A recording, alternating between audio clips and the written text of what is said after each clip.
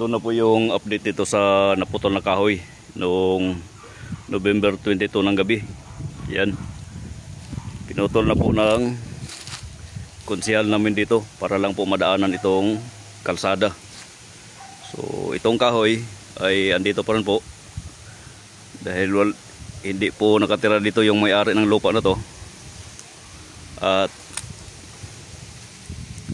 ito lamang daanan ang nilinis. Yan. So itong mga maliliit ay baka gagawin tong panggatong ng mga tao dito.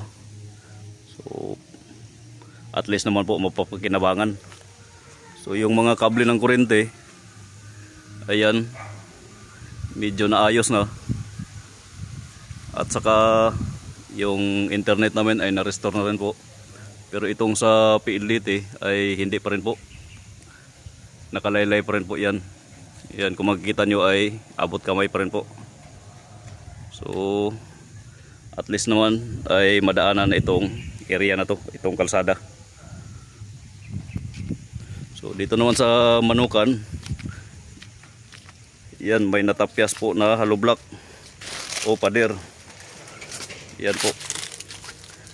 Dahil ito pong mga sanga na to, itong mga malalaki, yan.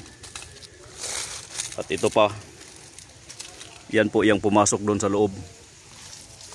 At natuhog yung sanga niya dito sa kabilya na to at bumaon. Kaya pinutol ko na lang. So at least naman konti lang yung damage dito sa pader. At pwede na itong tapalan ng kunting simento. Yan.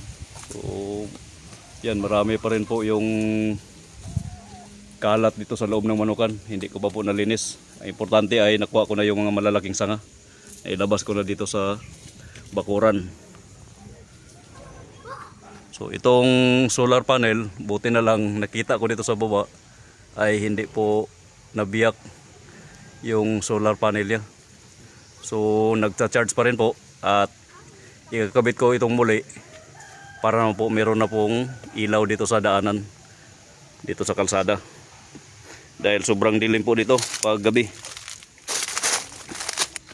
Yan yung anak ko naglalaro.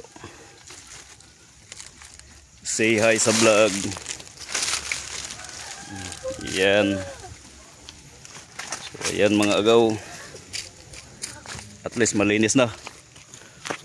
So ito po yung nag-iisang daanan namin palabas patungo doon sa Barangay Road. So yan, malinis na. At yung kable ng kuryente ko po dito mga agaw ay naikabit na rin po.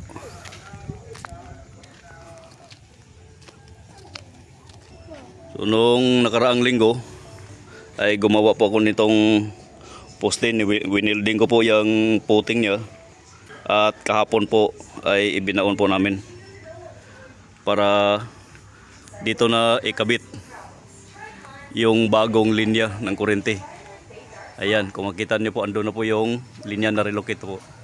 Nalagay na po doon sa itaas. Yan. At saka yung internet, andyan na rin po. Na-restore na rin po yung internet namin. At itong lumang poste na tumagilid ay gagamitin ko rin po yan para sa solar panel.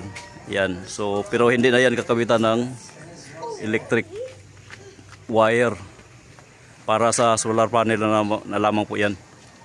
So ito na po yung bagong electric pole ko. Ginawa ko po noong nakaraang linggo.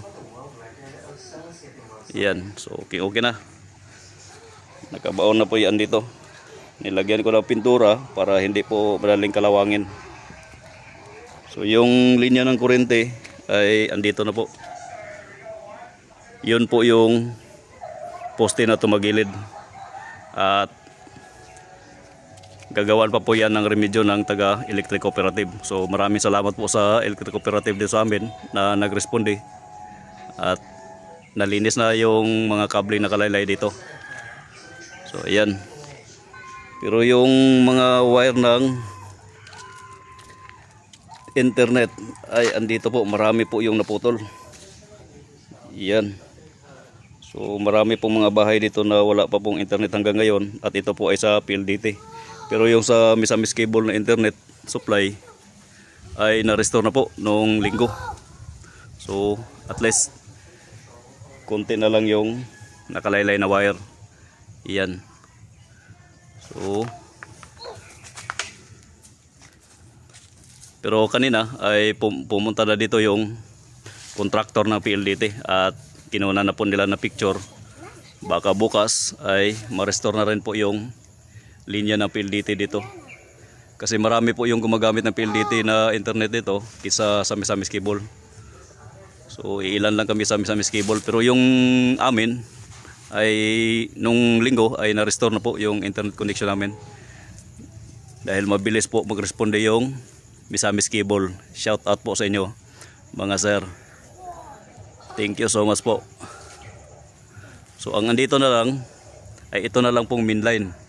So wala na po yung kable ko dyan at saka yung cable wire, pinaputol ko na po. Yan. So yun po yung manuka natin. So marumi po doon sa loob, maraming dahon at sanga. Sa darating na Sabado ko na yan lilinisin. At ito, mga kahoy na to ay hindi po sa amin at ay hindi ko po yan gagalawin.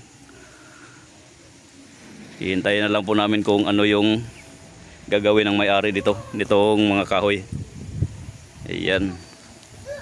So ito nga po pala yung puno, malaki. At saka may katabi po ito mga agaw. Yan. Kung makikita niyo po yung puno na yan,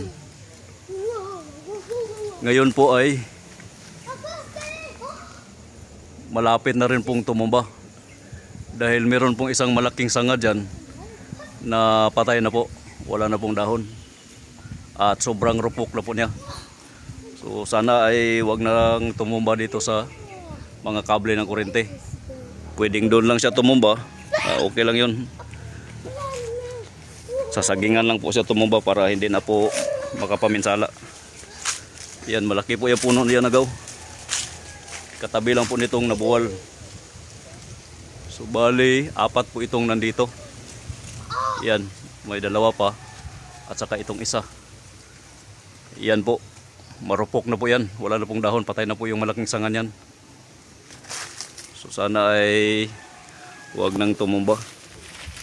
At kung mabali man siya ay dahan-dahan lang, hindi po mabuwal para hindi po makapaminsala. Ayan. So maganda na yung daanan namin dito mga agaw.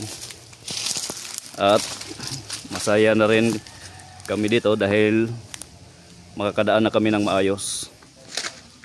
Ayan. Hanggang dito lang po itong update natin. Maraming salamat po sa inyong panonood.